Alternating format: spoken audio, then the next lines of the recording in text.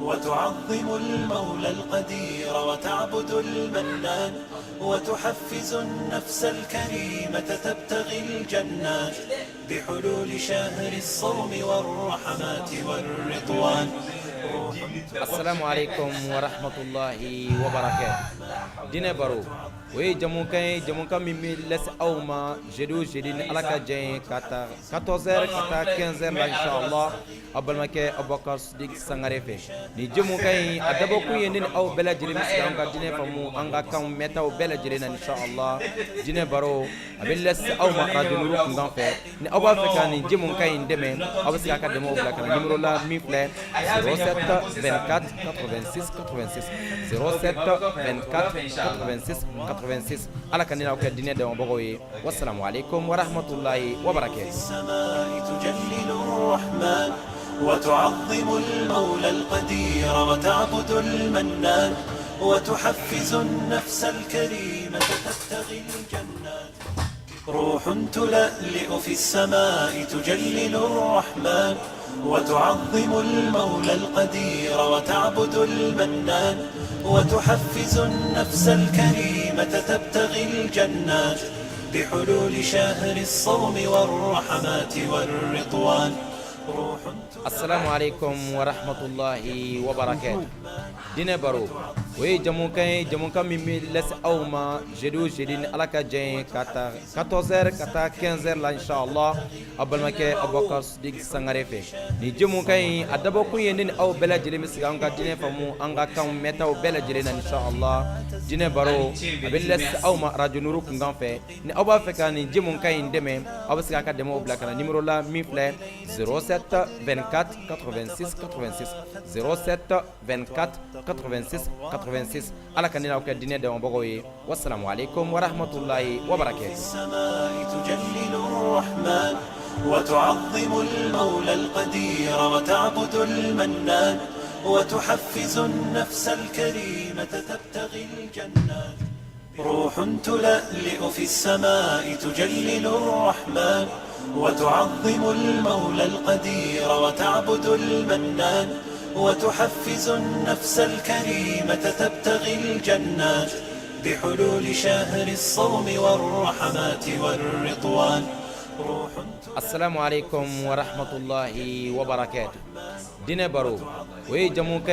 كان ميمي لس أوما جدو جدين على كجين كاتا 14 كاتا 15 لا إن شاء الله قبل ما كي أبو بكر صديق سانغريفي ني جمون كان أدبو كوي ين أو بلا جري مسكان كدين فمو أنغا كان ميتا وبلا جرينا إن شاء الله. دين برو أبل لس أوما راديو نروح نغنفه ني أبو فكان ني جمون كان دمين أبو سكاكا دمو بلا كان نمرو لا ميفلا 07 24 86 86 07 24 86 86 على كنينا وكدينا دم بقوي. والسلام عليكم ورحمة الله وبركاته. السماء تجلل الرحمن وتعظم المولى القدير وتعبد المنان وتحفز النفس الكريمة تبتغي الجنات. بالله من الشيطان الرجيم. بسم الله الرحمن الرحيم. والصلاة والسلام على محمد وعلى آله وصحبه وسلم تسليما كثيرا. أما بعد، أحبتي في الله، أحييكم بتحية أهلا وأزكى من جميع تحيات قائلا السلام عليكم ورحمة الله وبركاته. Ambade Islamou ni watina radionourou Kunganfe. Kabin le 5 7e mois 2018. Auka émission Kunganfe noye dine baroye nalaka jen. Ameka baroke u yorominka ni alaka jambe continue ay. Au fole ngofe ni alaka fole kan sanomaye. Solin kisi ani nema chama ko nyine alafa ko kan anga kirabayinka anaka so dongeu. Ani munun tugula ka sara sanama yin ko fukata se jodo mambadi islamew ikado mbadi kuma kala jume kan don temelena ode neni aw anga furuso konona geleyaw do be siga do anga furuso kono tuma do la abina fo nyini ne obisi nyongo ma kuma do la a dɔw sababu ye jumɛn ani a ka kan ka dilan cogo jumɛn na ni a nana wali k'an ka duw tanga o gɛlɛyaw kana don an ka furusow kɔnɔ bari an kumana fɛn dɔ kan o don n'o de ye k'a fɔ tuma dɔw la furuso dɔw kɔnɔna gɛlɛya sababu bɛ kɛ ni cɛ dɛsɛla k'a ka responsabilité assumer ni cɛ dɛsɛla k'a ka jɔyɔrɔ fa ni cɛ dɛsɛla a bolo dɛsɛla a kan ka nafakatu minnu bɔ a kan ka dépenser minnu kɛ a ka denbaya ye ni cɛ dɛsɛla o baaraw la tuma min na a bɛ fɛn dɔ sababuya a bɛ na ni gɛlɛya ye an y'a jira k'a fɔ cɛ bolo dɛsɛli yani ka dépenser kɛ a ka denbaya kan anw ye kun kelen fɔ a la don tɛmɛlen na n'o ye a dɔw bɛ kɛ moyen bɛ cɛ ye mais tigɛmangɛlɛya kama a bɛ kɛ sababu ye cɛ a tɛ se ka du kɔnɔna dépensew bɔ o bɛ kɛ sababu ye a n'a muso tɛna bɛn parce que muso ɲɛ b'a la a bɛ e kun nka e ka kan ka min kɛ du kɔnɔ ale ye a n'a ka denw ye e tɛ sɔn k'o kɛ wa kuma dɔ la i bɛ taa kɛ fo yɔrɔjanw de la cɛ dɔw ye sɛbɛ de ye o bɛ minnu kɛrɛfɛ o ka denbaya o muso o n'o denw bɛ ɲɛni na mais olu bolo kɔni ka jan yɔrɔ jɔlɛ ni mɔgɔ wɛrɛ ka kungo wulila i b'a sɔrɔ ale kɔni tɔgɔ duman de bɛ fɔ k'a fɔ karisa bɛ mɔgɔw dɛmɛ mais k'a sɔrɔ a ka denbaya yɛrɛ bɛ sɛgɛn na a ka denbaya yɛrɛ bɛ makariko la a nɔfɛ n'o kɛra o man di muso si ye a bɛ kɛ sababu ye ka na ni bɛnbaliya ye du dɔw kɔnɔna na an y'a jira k'a fɔ ko ni min kun kɛra o ye o cɛ mɔdɛli in k'a dɔn k'a fɔ ko o ye jogoden min man di ala ye o ye jogoden ye silamɛya ye jogo min kɔn tigɛmangɛlɛya kɔni an ye kɔrɔna ayaw ni hadisaw jira aw la don tɛmɛnen na tigɛmangɛlɛya kɔlɔlɔ min bɛ a la sabu dépense kunda de bɛ cun a tigi ka kuma bɛn anw ye hadisa dɔ jira aw la k'ala kira ko sallallahu ta'ala alaihi wasallam a ko i k'a dɔn don o don mɛlɛkɛ fila bɛ jigin dugu ma yaqul ahaduhuma allahumma i'ti munfaqan خلفا والآخر يقول اللهم اعطي ممسكا تلفا ala kira ko sallallahu alaihi wasallam kira min te kuma ni dungana ayi kanto akui ka do diɲɛ ma dongo do meleke fila bɛ jigi olu bɛ mun fɔ kelen b'a fɔ Allah mɔgɔ min bɛ a ka nafolo nafakatu bɔ mɔgɔ min bɛ dépenser kɛ a ka nafolo la ala a remplacer nɔgɔya a ye n'a ye kelen ta e ka 10 bila a nɔ na wala ka 70 bila a nɔ na wala ka 170 bila a nɔ na mɔgɔ o mɔgɔ b'a ka nafolo dépenser a kan ka don sira minnu fɛ a kɛra ka denbaya kungo ye o a kɛra a doncogo ɲuman ye o a kɛra dépenser ko ɲuman ye o ko mɛlɛkɛ dɔ bɛ ala deli la don o don ko i ye min ta ko ala k'a caman bila a nɔ na wal akhar yakun mɛlɛkɛ wɛrɛ bɛ ale ye mun fɔ u b'a fɔ allahumma i'ti mumsikan talafa ala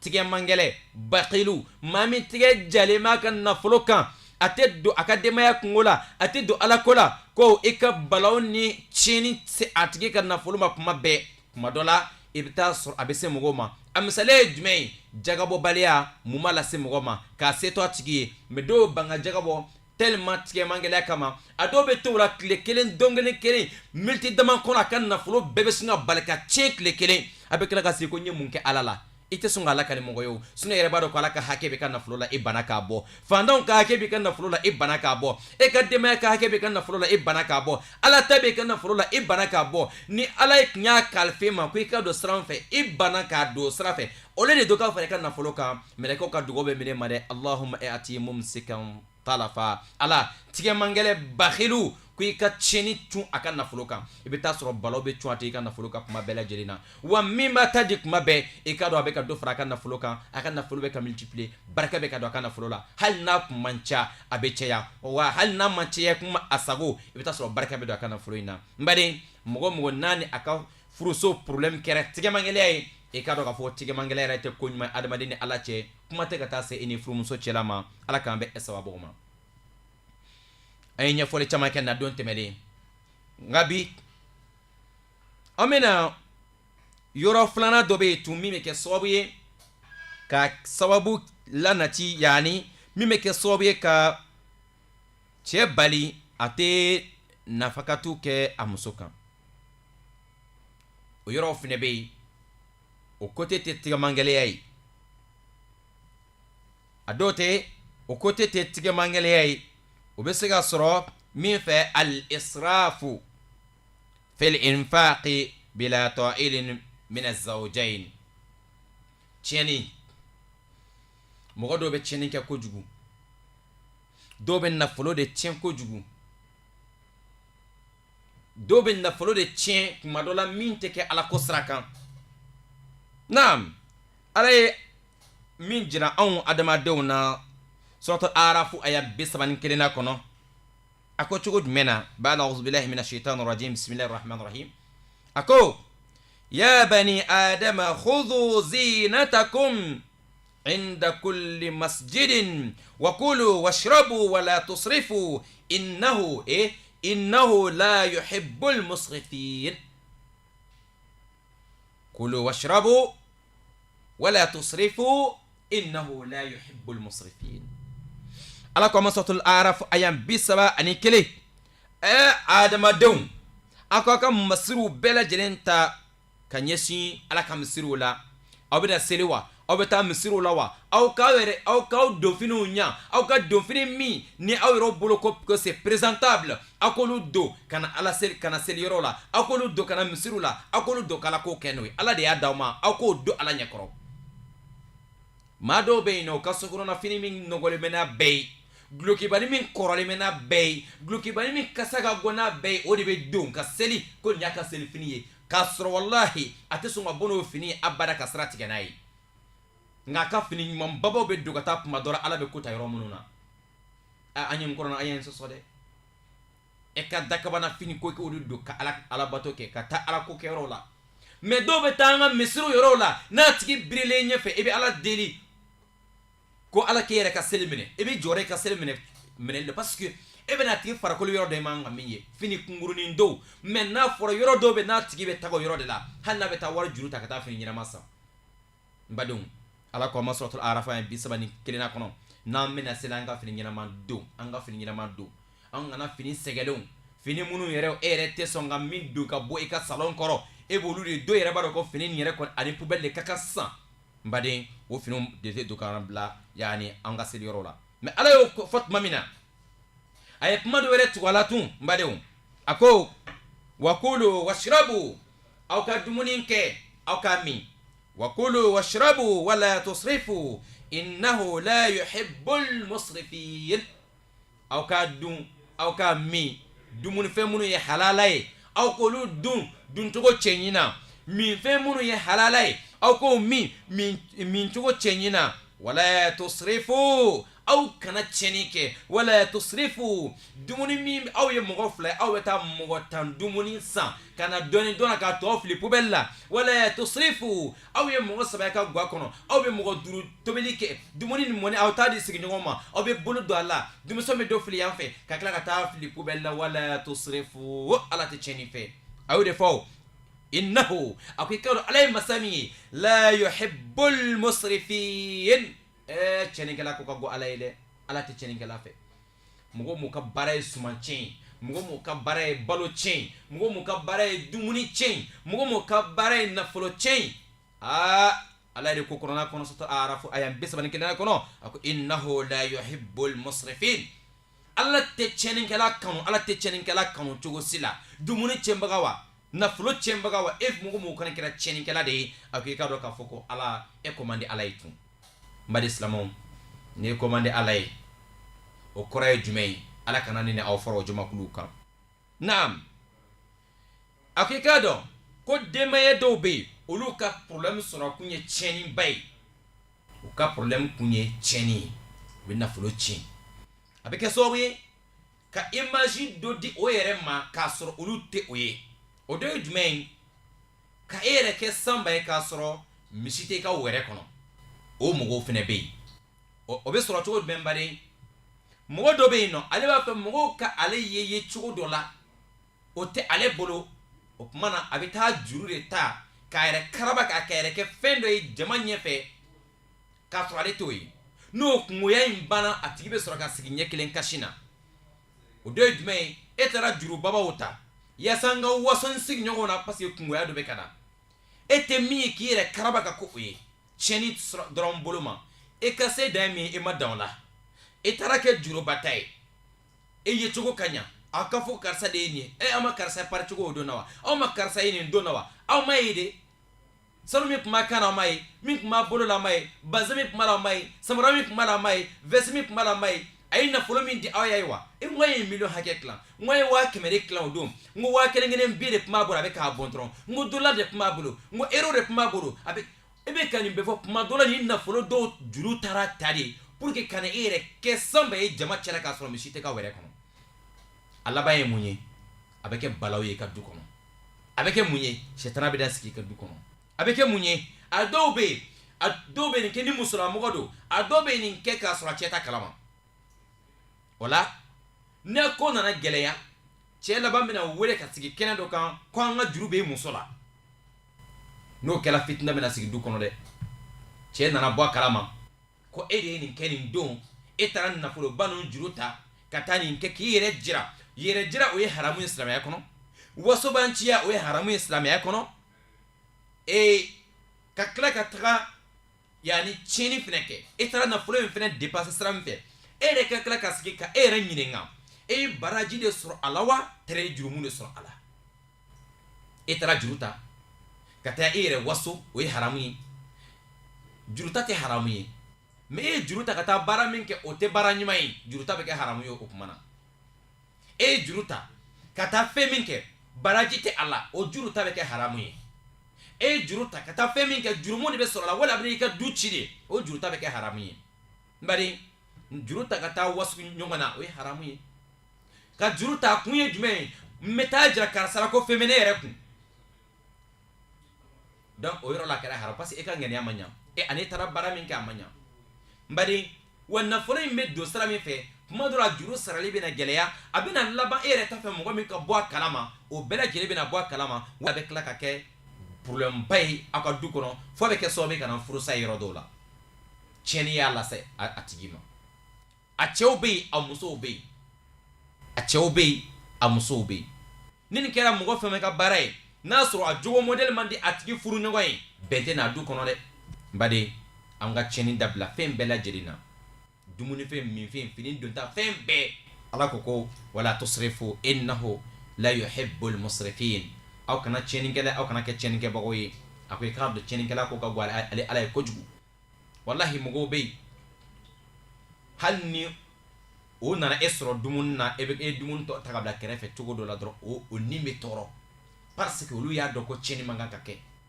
nka dɔw bɛ yen san kalo 12 mana na u ka du kɔnɔ e ɲɛ bɛ dumuni tɔ bila na salon kɔrɔ fan bɛɛ dɔ bɛ gabugu la e ɲɛ bɛ dumuni dɔ bilalen na yen dɔ bilalen bɛ salon kɔrɔ dɔ bɛ terrasse kan sɛw bɛ ka dɔ dun denmisɛnw bɛ dɔ fili yan fɛ dumuni kɔni bɔnbɔn mara ka so kɔnɔ fan bɛɛ lajɛlen na kuma dɔ la k'a sɔrɔ wala dɔw bɛ k'a ɲini ka sɛgɛn wala tusrifu innahu la yuhibbul musrifin aw kana kɛ tiɲɛnikɛla ye ala tɛ tiɲɛnikɛla fɛ suma min b'i bɔ o kɛ minɛn kɔrɔ i k'o dun ni i ma fa taa dɔ wɛrɛ bɔ ka kala e kelen bɛ taa mɔgɔ 3 dumuni kɛ ka minɛn fa ka sigi n'a ye e yɛrɛ b'a dɔn k'e t'a ba wa don o don i ka baara don e bɛ se ka dumuni kɛ cogo di ko e tɛ kɔnɔ bɛrɛ dɔn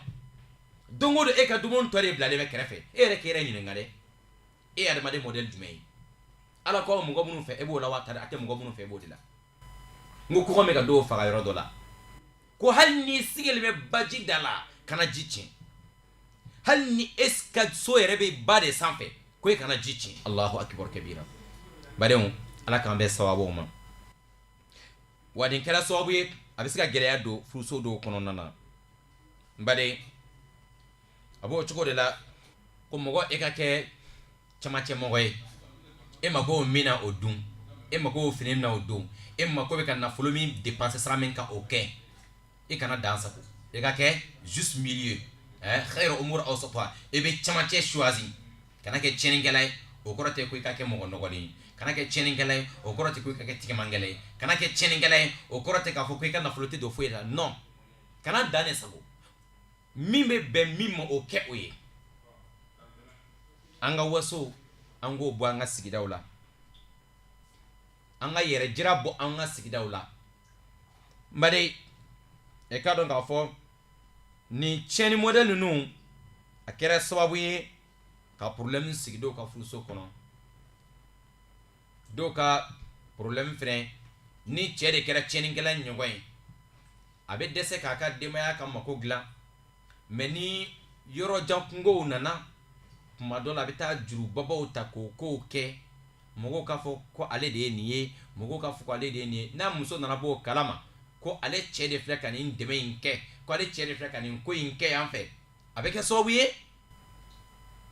a bɛ digi muso dɔ jakagoya ye k'a dɔn ale mako bɛ 2000 kungo e dɛsɛlen bɛ k'o kɛ a k'a fɔ ko e ye 20,000 kungo dilan kɛnɛma yɔrɔ la don dɔ la a bɛ kɛ fɛn min bɛ digi e muso la a bɛ kɛ sababu ye ka na problème ye du kɔnɔ ala k'a faamuya ko ɲuman di an na bari silamɛw ma dɔw ta bɛ yen nɔ ni an ye fila ka fɛn fila min fɔ nin ye tiɲɛni wali cɛ ka tigɛmangɛlɛya ni bɛɛ lajɛlen bari silamɛw ni bɛɛ bɛ furakɛ ni mun ye alqanaa kari ka kari ala ye min d'i ma a ka ca la ni fɛn tɛ cɛ bolo de muso bɛ se k'o dɔn fɛnɛ mais n'a y'a dɔn ko a b'i bolo ko i b'a tiɲɛ kɛnɛma de aw tɛ bɛn o wala a b'a dɔn ko a b'i bolo e tigɛ ka gɛlɛn i t'a di aw tɛ bɛn mais a ka ca la ni muso y'a dɔn ko a t'i bolo de o problème fo n'a sɔrɔ o muso in mana furu kama de fo n'a sɔrɔ ale ma dali fo n'a sɔrɔ limaniya t'o muso in na sinon n'a y'a dɔn ko fantanya de don a ka ca la aw bɛ ɲɔgɔn muɲu a kuma tɛ taa yɔrɔ jan don dɔ bɛ se ka gɛlɛya hali n'a bɛ ji de kalaya ka min mais ni muso y'a dɔn ko a b'e kun e t'a di wali e b'a tiɲɛ kɛnɛma de maden bɛn tɛ nin o furuso kɔnɔ dɛ ala ka faamuya ko ɲuman d'an ma nin bɛɛ bɛ furakɛ ni fɛn kelen ye nin bɛ furakɛ mun ye wa amma kayfiyatu ilajuhuma yani هذين السببين يعني من أسباب مشكلة ضيق ذات اليد وأما كيفية علاجهما فهي القناعة والرضا وهما أفضل علاج للإسراف والتبذير الذي ذكرناه آنفا ولكن الصبر عليهما من الزوجين يحتاج لمشقة وجهد لذا فهذا الدواء صعب على الزوجين ويحتاج منهما إلى قوة إيمان وإيجابية في الصبر ينبع من خوفهما من الله دون إكراه أو ضغوط mbade ni sababu ba fila min filɛ n'a bɛ problème la don furuso dɔw kɔnɔ a furakɛli ye jumɛn ye bɛɛ ka kɛ karibaga ye ka kari ala ye sɔrɔ min k'i ye ka sɔn ka kari n'o ye ala ye sɔrɔ min kɛ e ye ka kari ko oui ne sɔnna ala ye min di yan wari dɔ ani ka jɛn ala ye latigɛ min kɛ ka ɲɛsin ma a ye lajarabili min ta ka ɲɛsin ma peut-être e balima dɔ bɛ yen wali e sigiɲɔgɔn dɔ bɛ yen wali e dɔgɔnin dɔ yɛrɛ bɛ yen ala ye nafoloba dɔ ma ka tɛmɛ e kan nka e b'a fɛ fo e ye cogo n'o ye cogo ka kɛ kelen ye wali e terikɛ moyen b'o ye ka tɛmɛ e kan mais e t'a fɛ e ma sɔn e ma kari e ma jɛn ni ala ka latigɛ e ma sɔn abada ko e ka kɛ fantan ye e b'a fɛ e terikɛ o bɛ ko o ko kɛ mɔgɔw k'a dɔn ko e yɛrɛ k'o ɲɔgɔn kɛ o bɛ laban mun na juruba ta n terimuso ala ye o sigiyɔrɔ bɛn nafolotigi du ma min bɛ o kun min bɛ o n'a cɛ kun e ko jakagoya fɛnɛ fo e yɛrɛ k'o fini don ale bɛ fini min don e ni mɔgɔ min tɛ pɔntiri kelen ye e ni mɔgɔ min fanga tɛ kelen ye e ni mɔgɔ min tɛ taama ɲɔgɔn ye n'i y'o tigi k'e taama ɲɔgɔn ye ko i k'o ka samara ɲɔgɔn don i k'o ka guloki ɲɔgɔn don i k'o ka sanu ɲɔgɔn bila i kan na e dun cɛ peut-être ale b'a ka sara ɲini ka sɛgɛn nin dun cɛ miliyɔn kɛmɛ kɛmɛw de b'a bolo e mana teriya daminɛ n'o tigi ye e laban furusa b'a da fɛ fo n'a sɔrɔla i bɛ k'a kɛ mɛ limaniya dɔ b'i la e karimɛ n'i ka fantanya ye e n'a tigi bɛ teriya la mais e karimɛ mɛ e sɔnna ko e ye fantan ye mais ni e ma sɔn fo e ko non mɔgɔw k'a fɔ ko ne terimuso ye karisa ye a bɛ fini min don fo ne yɛrɛ k'o fini don e bɛ taa mun kɛ e bɛ laban bɛ taa juru ta o pour que ka k'a ɲɔgɔn ye mun bɛ nana ye a caman ye hasidiya de ye ko karisa man kan a ye cogo man kan ka ɲa ka tɛmɛ ne ta kan wala an ka dugu la ko karisa ye du jɔ fo ne yɛrɛ ka du jɔ a dun se tɛ e ye a bɛ laban mun na a bɛ kɛ nin tiɲɛni modèle de ye n badenw ninnu fɛn damaw de bɛ ka anw bila dingɛ caman kɔnɔ bi ala ka bɔda ɲuman d'an ma mais n'adamaden ka kari ala ye sɔrɔ min k'i ye sabali jɛni o ye jɛni ala ka latigɛ n b'o de fɔ adamaden ma a ko adamaden n'i ma jɛni ni ala ka latigɛ ye ne min da e kan ne ma jɛnɛ ye bonga sangolo duguma bonga dugukolo kan e ka taa ala wɛrɛ bato o ka fɛn wɛrɛ kɛ e ma ko mina ni ala ye kɛ fanna e ko e ma jɛnɛ ye bonga dugukolo kan nye lajarabi bɛ ta ka ɲɛsin ma e ko e ma sɔnna ye bonga san fara 7 duguma o kuma e ka taa ala wɛrɛ ɲini e yɛrɛ ka taa tigi wɛrɛ ɲini e yɛrɛ la n'o dun tɛ se ka kɛ an ka jɛni ala ka latigɛw ye ala ma anw dan k'anw kɛɲa n'an taara samara sanyɔrɔ la bɛɛ n'i ka pɔnture de don dɔ bɛ 40 don dɔ yɛrɛ bɛ fɔ 50 don ala y'an dan o cogo de la nka e bɛ lafiya ni e sɔnna ni ala ka latigɛ ye furumuso ala ye bɛn cɛman moyen bɛ min ye a fɔ alhamdulillah nka e kana dan sago n balimamuso ala ye bɛn cɛman moyen tɛ mɔgɔ min a fɔ alhamdulillah ala de y'o latigɛ o cogo in na kana essayer ko bɛ ko de don i ka furu kɔnɔ ja ka goya fɔ i ka bɔ yɔrɔ ɲini o furuso in na ka taa waritigi yɔrɔ dɔ la kuma dɔ la ala bɛ tilaninw kɛ cogo min ka da yɛrɛ a bɛ don diɲɛ fɛn dɔ la o tila ka fɛn dɔ wɛrɛ d'o ma wato a b'o cogo kelen fɛnɛ de la n balimamuso wali n terimuso wali n dɔgɔmuso wali n kɔrɔmuso ale furula yɔrɔ min na o cɛ bɛ se ka n kɛ anw ka du kɔnɔ mɛ ni cɛ se ka foyi kɛ anw ka du kɔnɔ o kɛra sababu ye dɔw ye jagagoya kɛlɛ dɔw bila o cɛw la a sababu bɛɛ lajɛlen ye nafolo ko nin ye parce que kari tɛ yen a tigi ma jɛni ala ka latigɛ ye k'a fɔ ala de y'a latigɛ ko ne ka furu yɔrɔ ka bɛn yan ma naam nka nin bɛɛ lajɛlen na cɛ wali muso bɛɛ lajɛlen ka sɔn ni ala ka latigɛ ye o de filɛ n'anw sɔnna k'a dɔn ko ala ye dɔrɔmɛ 1 di ne ma bi mɔgɔ dɔw bɛ yen olu bɛ san kɛ o tɛ dɔrɔmɛ 1 ye o ɲɛna n'i miirila o la i b'i yɛrɛ kɔlɔsi tiɲɛni na i bɛ nafolo don yɔrɔ la i b'a dɔn k'a fɔ nafa b'a la yɔrɔ minnu na nka i ka dɔn sabali muɲu nin ye fɛn min bɛ ɲini cɛ ni muso bɛɛ fɛ hali n'a sɔrɔla a ma nɔgɔ nka a mako bɛ mun na limaniya yɛrɛ ka kɔrɔta cɛ ka se ka sɔn ala ka latigɛ ma muso ka se ka sɔn ala ka latigɛ ma a mako bɛ limaniya de la fo limaniya de ka kɔrɔta kosɛbɛ ni adamaden sera ka sɔn ni ala ka latigɛw ye o de ye daluliya ye o de ye preuve ye k'a fɔ ko nin tigi ko ala kanu bɛ a dusukun na ko nin tigi dalen b'a la ko ala ɲɛ bɛ ale la su ani tile a ka yɛlɛma yɛlɛmali bɛɛ lajɛlen na naam ka sɔn ni ala ka latigɛ ye ala ye min den k'a ye i dan k'i kɛ cogo min na ka sɔn n'o ye ka kontan n'o ye k'e yɛrɛ comporter ka bɛn o ma k'o bɛ limaniya dafalen jira wa a b'a jira k'a fɔ ko ala bɛ a tigi ko a tigi ala kanu b'a dusukun na wa a b'a dɔn fɛnɛ ko ala bɛ k'ale kɔlɔsi a ka yɛlɛma yɛlɛma bɛɛ lajɛlen na wa ibtigha'a mardatihi wa iltizam bi manhaji shar'i alladhi ya'muruhu bizuhdi وتقشف ولا يحرم عليه التمتع بالطيبات من الرزق ما دام لا يخرج به عن حد الاعتدال غير مرغوب فيه mɔgɔ sɔnni ka jɛni ala ka latigɛ ye k'a kɛ ka sɔn ko bɛɛ lajɛlen kɛ ala ka jɛ ɲinini kama ka i sabati ala ye gɛlɛya in da ne kan mɛ o tɛna n to n bɛ seli négliger o tɛna to n bɛ banga nin baara in kɛ o tɛna to n bɛ nin kɛ e b'a dɔn ko ala bɛ ka lajarabi dɔ de kan mɛ ka o bɛ limaniya to e yɛrɛ la k'ala bato e n'a fɔ a ye bila baara minnu na k'o bɛɛ lajɛlen kɛ e seko damanjira la a ko nin min filɛ nin ye k'o fana tɛ mɔgɔ bali i ka e yɛrɛ i k'i damunta ni fɛn dumanw ye gɛrɛsɛgɛ sanumanw dumuni duman kɛ fini ɲɛnaman don o bɛɛ lajɛlen o si tɛ haramu ye dɛ ala ye latigɛ min k'e ye a ye a moyen k'i ye k'a fini don o tɛ haramu ye k'a dumuni kɛ o tɛ haramu ye k'a samara don o tɛ haramu ye k'a da du kɔrɔ o tɛ haramu ye nka o bɛɛ lajɛlen kɔrɔ fo limaniya kɛ e accompagne e kana a kana kɛ ni waso ye a kana kɛ ni dansago ye a kana kɛ ni foyi min fana kɛra fantan ye fana ala ye min d'o ma ale bɛ seri kalama min don o don ale fana kɔntannen bɛ don n'a y'o min ka ban a b'a fɔ alhamdulilahi rabbil alamin a b'a ka seli n'a ka sun n'a ka jaga kɛ o kama ni limaniya ma mɔgɔ min labɔ gɛlɛya mana bonya tuma min na seli bɛ dɔgɔya ni gɛlɛya bonyana tuma min na ala ko bɛ k'i ye ka dɔgɔya tigi bolo limaniya dɔgɔya de ye n baden e kɛra fɛntigi fɛn yɛrɛ t'i bolo fɛn bɛ ala de bolo fo ka taa sɔrɔ i kɛra cɛ ye fɛnɛ kɛra muso ye i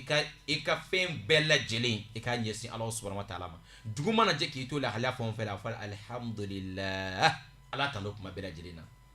i ma n'i yɛrɛ lajɛ kuma o kuma n'a b'i kɔnɔ ko ala ɲinɛ n'i kɔ n'i y'i kɔfilɛ dɔɔni i b'a sɔrɔ jaa dɔw fɛnɛ b'i kɔfɛ o Allahu akbar i mana lajɛ e ka don sugu kɔnɔ ba in n'i ko i ka suma e bɛ taa ko mɔgɔ dɔ fana na o tigi fana ka suma ne ye fo i bɛ teliya ka tɛmɛ o la n'i fana ko i ka teli e bɛ to taama na teliya la dɛ dɔ fana bɛ bɔ kɔfɛ vitesse la ka na tɛmɛ e kɔrɔ e ka don sugu kɔnɔ ba i bɛ diɲɛ faamu sugu kɔnɔ pewu i b'i ɲɔgɔn i mana mɔgɔ o mɔgɔ ye n'i ko i ɲɔgɔn tɛ n'i donna sugu kɔnɔ i bɛ mɔgɔw sɔrɔ minnu fana bɛ e sanfɛ wa n'i ko bɛɛ bɛ e de ko bɛɛ bɛ ka fusa ni e de ye n'i donna sugu kɔnɔ fana i bɛ taa sɔrɔ i fana bɛ caman ɲɛfɛ donc ko i kana sanfɛ mɔgɔw lajɛ duguma mɔgɔw lajɛ e bɛ minnu ni san cɛ e k'olu lajɛ bani balimakɛ n'i ma jɛnɛ ala ka latigɛ nin ye balimamuso gɛlɛya min b'i kan ala y'i ka furu yɔrɔ bɛn yɔrɔ min ma e ko i t'a muɲu ko i tɛ sɔn e ka ne dancogo lajɛ ni sababu kun tɛ est ce que ne ni e ye catégorie ye wa ni sababu kun tɛ est ce que ne bɛ furu e ma wa est ce que Allahu akbar limaniya taara min e bɛ ka seli ala min ye don o don o ala in est ce que o ko in a selen dusukun na fɔlɔ ba a lajɛ n'i ko diɲɛ bɛɛ ka fisa n'i ye n'i ko diɲɛ bɛɛ ka fisa n'i ye n'i taara dɔgɔtɔrɔso la i bɛ taa sɔrɔ ja e yɛrɛ bɛ don ɲɛfɛ wa don yɔrɔ dalimɛ kaburu kɔnɔ ale ɲinan cɛ ka ca ni san 2000 ye e ko ala ɲinalen e kɔ non mari an bɛna continuer baro in halisa k'a ɲini ala subhanahu wa ta'ala fɛ ala ka faamuya ko ɲuman di ne ni aw bɛɛ lajɛlen ma an bɛ min fɔ dɔrɔn nin côté fɔlɔ in na an ka baro kɔnɔ problème ba fila min bɛ se ka na du kɔnɔna na n'a sababu ye cɛ ka tigɛmangɛlɛya wali nafolo tiɲɛkojugu n'a kɛra sababu ye ka problème bila du kɔnɔ ani o bɛ dilan cogo min na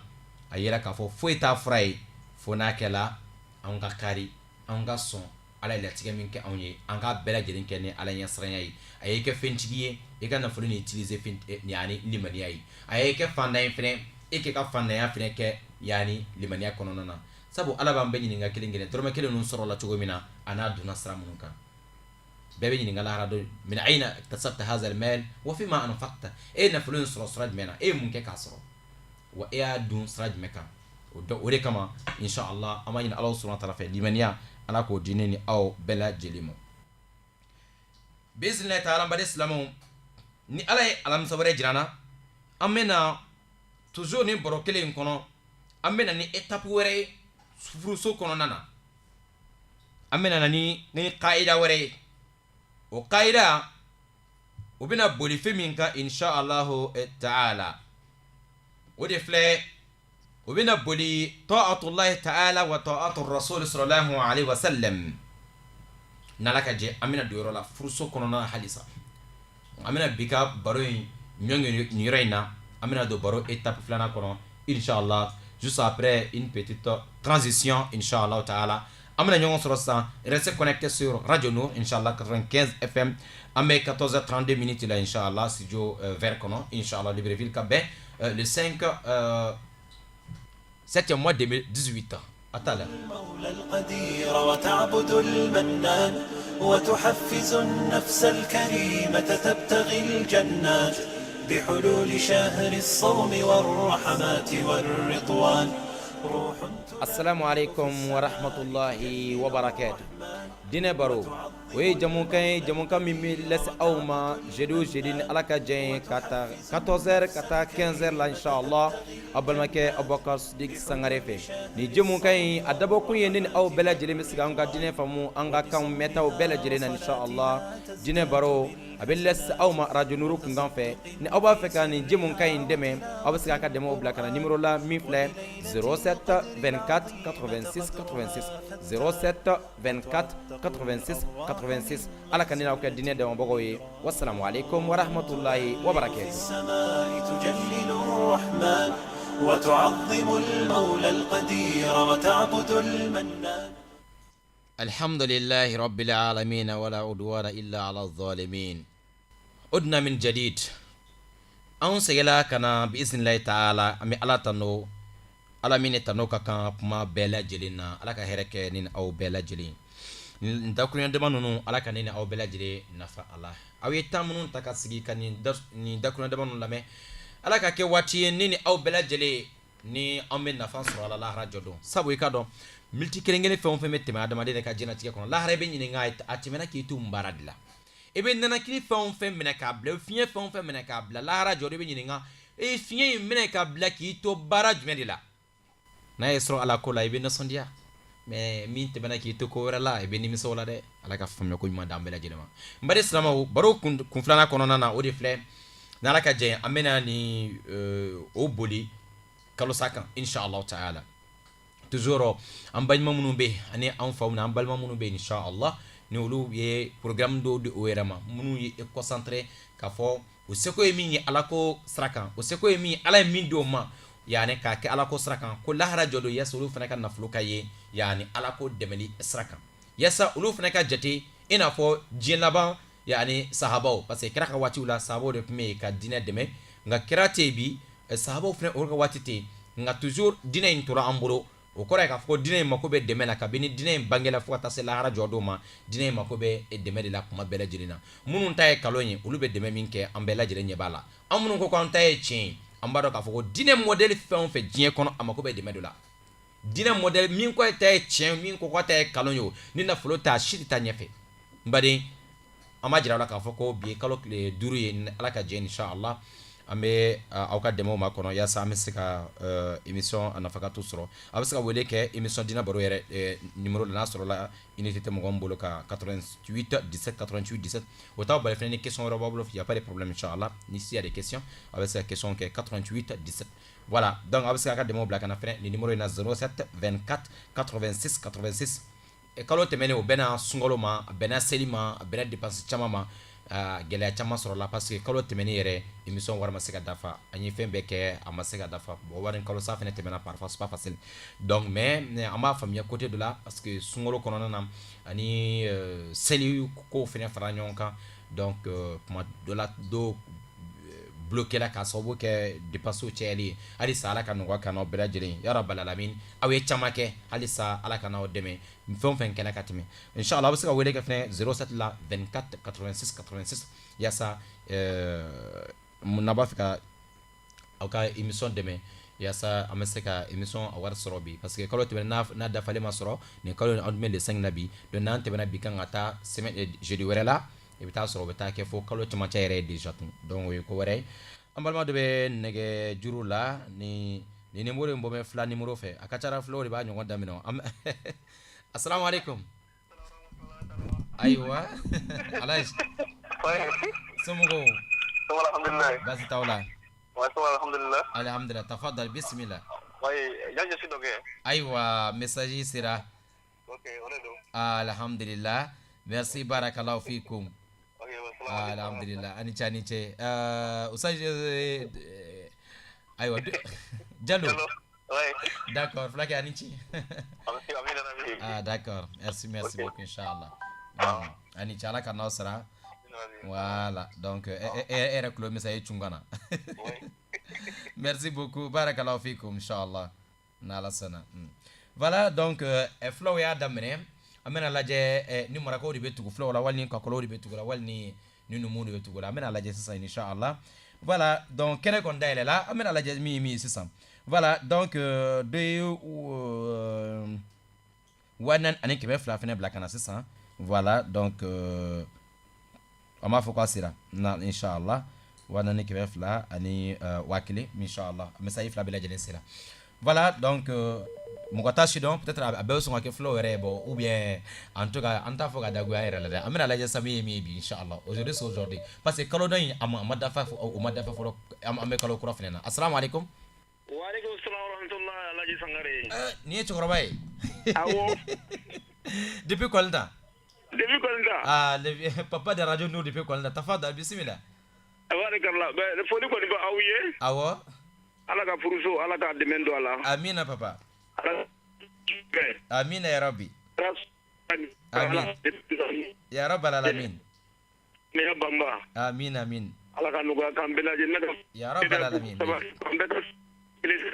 amin amin amin asago ala inshallah ala ka jala ye a diyara n ye levier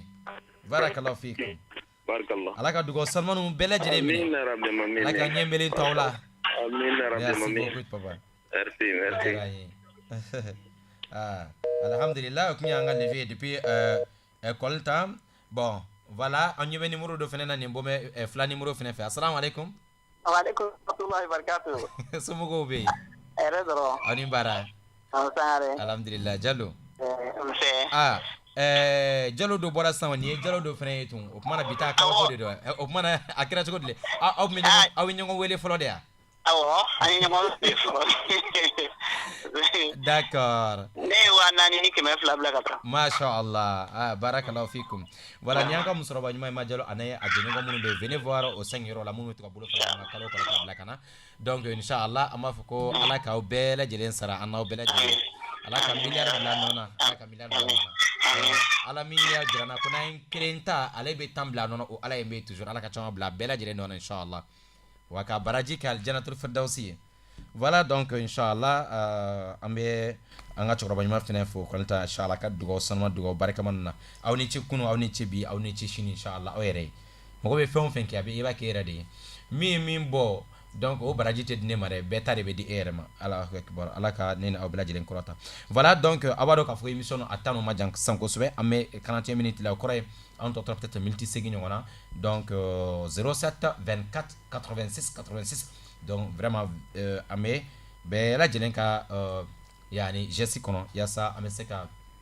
émission kalo tɛmɛn bɛ se ka dafa ani nin kalo in filɛ voilà an bɛ kalo tile kɔnɔntɔn na inchallah caman kɛla depuis émission daminɛna an bɛ san 2 de la a ye caman kɛ camanba de kɛla mais n'a dun kɛra jakagoya ye ko kalo kalo de an ka sara a ma kɛ baara y'an bolo voilà ala ka hɛrɛ k'an ye 07 24 86 86 ala ka n'aw fara diinɛ dɛmɛbaga ɲumanw kan naam an bɛ ka cɛw kɔnɔ an bɛ ka musow kɔnɔ Abubakar Sidiku an bɛ k'olu kɔnɔ halisa dɔw ye kun bɔ an bɛ ka tɔw kɔnɔ Umaru Osmanu ninnu an bɛ ka o tɔw kɔnɔ inchallah yaasa miniti dama tɔ min b'an bolo an bɛ se ka émission a dépenser sɔrɔ cogo min na inchallah n ye numéro dɔ ye a nana wa a segin ne b'a dɔn ni numéro in ayiwa numéro dɔ nana wa a tilara ka segin tun dɛ n b'a dɔn a bɛ tila ka na tun d'accord voilà ayiwa n ye numéro ye peut-être a tigi bɛna na tun inchallah n y'a ye quand même ala k'an bɛ sababu ma inchallah ala kɛra ko sallallahu ta'ala alaihi wasallam ko an k'an ka makow jira ala la ni saraka bɔ ye ko gɛlɛya minnu bɛ an ka fɛn dɔ di ala ma ka ŋɛniya kɛ o ye ala ni gɛlɛya in bɛ na a wuli ka bɔ an kan ko an k'an ka problèmew dilan ni saraka bɔli ye ni ɲumanya kɛli ye wa ko an k'an ka banaw furakɛ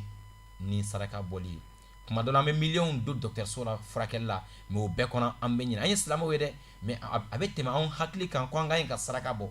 an k'an ka ɲumanya dɔ kɛ an k'an ka dɛmɛ dɔ kɛ yɔrɔ dɔ la ni a ŋɛniya ye ala ka kɛnɛya d'i ma caman bɛ ɲinɛ yɔrɔ in kɔ k'a sɔrɔ ala kɛra o de fɔ an ɲɛna alayhi salatu wasalam bana kɛnɛyali fura telima telima ye ɲumanya kɛli ye ɲumanya dɔ kɛ fɛn dɔ kɛ ala ni bana in bɛ na wali bana in bɛ n ka karisa la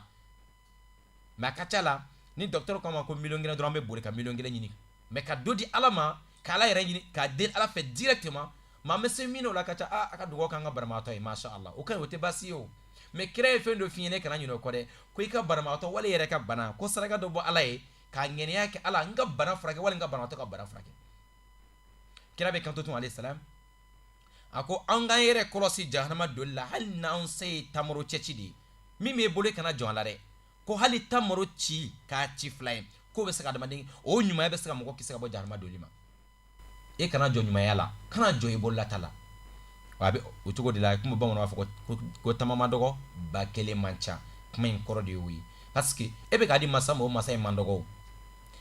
e mana jɔ i bololata la cogo o cogo e bɛ k'a di masa ma masa fitinin tɛ a b'a barika a b'a bonya i ye e mana fɔ fɛnɛ ko i bololata ka ca cogo o cogo e bɛ k'a di masa ma o ta ka ca ni e ta ye donc tama man dɔgɔ ba kelen man ca ala ka n'aw kɔrɔta cogo bɛɛ lajɛlen ka ɲuman na inshallah ta'ala an balima dɔ ye 400 bila ka na an b'a fɔ k'a ka a sera inshallah ala ka n'aw kɔrɔta voilà donc an ka minute dɔrɔn a tɔ tora minute 5 ɲɔgɔn na bari silamɛ voilà on me signale déjà 5 minutes inshallah pas plus voilà a b'a dɔn sisan kɔni n'o ye minute min fɔ dɔrɔn n'a sera dɔrɔn n'an ma kuma jɔ dɔrɔn automatiquement machine yɛrɛ bɛ kumakan bɛɛ rejeté donc an mako bɛ bɛɛ lajɛlen ka wuli ka jɔ la yaasa an bɛ se ka émission tɛmɛlen ma dafa ka ɲa o ka tun nin kalo in fɛnɛ ni bi jeudi bɔra la fo i b'a dɔn an bɛ ɲɔgɔn sɔrɔ tun fo jeudi wɛrɛ de n b'a di silamɛw an kana to o k'an sɔrɔ abadan parce que yɛlɛmali caman dɔw fɛn dɔw bɛ ka don baara kɔnɔ yan nɔ mais an t'o bɛɛ fɔ a ɲɛna bi inshallah mais an ɲɛ bɛ fɛn dɔw natɔla la wa inshallah an b'aw signaler fɛnɛ k'a fɔ ko an bɛ fɛ taama sira kan an bɛ taama sira kan ni ala y'a jɛ inshallah yani waati dɔɔni cɛ peut-être an kumakan bɛna fama ɲɔgɔn ma dɔɔni nka na an bɛna n'ala sɔnna an bɛna jeudi wɛrɛ kɛ ɲɔgɔn bolo tun inshallah nka ni peut-être o kɔnɔ an bɛna don fɔ a ɲɛna exactement n'ala ka jɛ inshallah a ka da yen ka taa bɔ masaw la so an mako b'a ka dugawu la inshallah ala ka hɛrɛ caman kɛ an n'aw bɛɛ lajɛlen voilà donc ma dɔn ni numéro in de tun ye bipeli kɛ ala numéro tun ye bipeli kɛ donc numéro in kun bɔra voilà ne b'a dɔn nin bɛ kɛ tɔgɔfɔbali de ka numéro ye ala ka n'aw dɛmɛ inshallah ta'ala ok merci beaucoup inshallah ala ka n'aw bɛɛ lajɛlen kɔrɔta ala ka n'aw bɛɛ lajɛlen dɛmɛ shukran barakallahu fikum ala ka ne ni aw kɛ Umaru ɲɔgɔn ye minnu bɛ yen nɔ ni u bɛ dɛmɛ kɛ mɛ hakili b'a la k'a fɔ ko u bɛ min dira dɔrɔn ala b'a caman bila a nɔ na ala ko caman kɛ ni aw ye fɛn o fɛn bɛ ka di ka a ɲɔgɔn caman bila a nɔ na parce que ni mɔgɔw kun tɛ kira kɛrɛfɛ k'a di a tun bɛ gɛlɛya ala yɛrɛ tun bɛ se k'a d'a ma cogo wɛrɛ la mais non a ye mɔgɔw de bila a kɛrɛfɛ kira mako tun bɛ jɔ min na dɔrɔn o bɛ kɛ wa o kɛra misaliya de ye an ka diinɛ in na yani fo ka se bi ma ala subhanahu wa ta'ala ko wanfiqu fi sabilillah k'aw ka nafaqatu kɛ fi sabilillah aw ka dépense bɔ fi sabilillah aw ka nafolo di ala subhanahu wa ta'ala ma ala min bɛ k'a d'an ma ko an ka dɔ di ale ala ma ale ala yɛrɛ bɛ dɔ bila a nɔ na an bɛ bɛɛ lajɛlen fo inshallah ta'ala fɛn o fɛn bɛ ka dɛmɛ kɛ ka taa se tɔgɔfɔbali ma ani an balimatɔ bɛɛ lajɛlen inshallah a fɔ ko bɛɛ lajɛlen bɛ fo i ka wuli ka jɔ la i yɛrɛ ye ala ka bɛɛ lajɛlen sara ala ka caman bila a bɛɛ lajɛlen nɔ na inshallah voilà wala n'a tɔ tora miniti 2 ɲɔgɔn na inshallah miniti 2 ɲɔgɔn an bɛna fara ɲɔgɔn na wala o miniti 2 in kɔnɔ ɲara aw kana machine jɔre an ka miniti 2 tɔ kana voilà vous pouvez voilà il me reste encore 2 minutes ok voilà d'accord ne coupez pas voilà ala ka yɛrɛ kana bɛɛ lajɛlen bari i ka dɔn walanda ni n'ala ka jɛn an bɛna lajɛ don nataw la a bɛna kɛ cogo min na surtout an bɔra ka annonce min kɛ ni ala ka jɛn inshallah ta'ala nga o kɔnɔna na an bɛ waati min na sisan donc il faut que an ka essayer ka o do datugu fɛn dɔ kun ka d'an ye peut-être voilà an b'a fɔ an balima dɔ ye kɛmɛ naani bila ka na c'est bon voilà a sera inshallah ala ka n'aw kɔrɔta voilà tɔgɔfɔbali e ka ci sera inshallah merci beaucoup voilà dɔ min ka numéro laban ni 77 ye an b'a fɔ k'a ka kɛmɛ naani sera inshallah ta'ala ala ka n'aw kɔrɔta demain bɛ kɛ 07 la 24 86 86 07 24 86 86 07 24 86 86 inshallah ta'ala ni ala y'an dɛmɛ k'an sera ka bita dafalen sɔrɔ alhamdulillah kuma an ɲɛ b'a ta cogoya cogo min na ani an ka se ka tɔ in fɛnɛ dafa a bɛ kɛ ko ɲumanba ye kosɛbɛ ala ka n'aw kɔrɔta la ala ka n'aw kɔrɔta an b'a dɔn diinɛ in bɛ kɔrɔta ni cɛw de wa a bɛ kɔrɔta ni musow de ala yɛrɛ bɛ se k'a dɛmɛ diinɛ in dɛmɛ cogo wɛrɛ la mais a mako bɛ mɔgɔ dɔw ka baraji dɔw sɔrɔ o mɔgɔ dɔw utiliser voilà minnu bɛ sɔn ala ta ma donc o ka dépenses fɛnɛ kɛ yaasa olu na o barajiba fɛnɛ sɔrɔ bayi nka dɔw bɛ yen nɔ a sitana tɛ sɔn abada hali n'a jigira tigi kɔnɔ k'aw b'a kɛ dɔrɔn sitana bɛna problème 70 jira a tigi la e bɛ nin problème to yen k'a kɛ e bɛ nin to yen wa e bɛ nin to yen wa e bɛ nin to yen wa sitana bɛna hamina problème don e kɔnɔ fo bɛna k'e kɔnɔ peut-être ko n'i dɔ di dɔrɔn k'i ka wari bɛ ban sitana o ye sitana ka hakilinaw de ye quoi a b'a jira ko n'i y'a di dɔrɔn k'i bɛ kɛ fantan ye n'i ye nin kɛ dɔrɔn ka wari bɛ ban wari caman t'e bolo ni kungo in b'i da la ni kɛ pourtant ala dun n'i ye kelen ta ale bɛ taa bila a nɔ na n'o fɔ limaniya ka dafa e la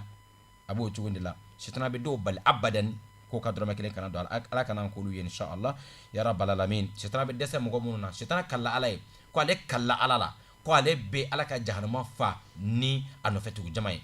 ko ni ala ka jɔnw ye ni adamadenw ye ala ko non a ko e tɛ se ne ka cɛbaw ni n ka musobaw la e tɛ se n ka jɔn sanumaw la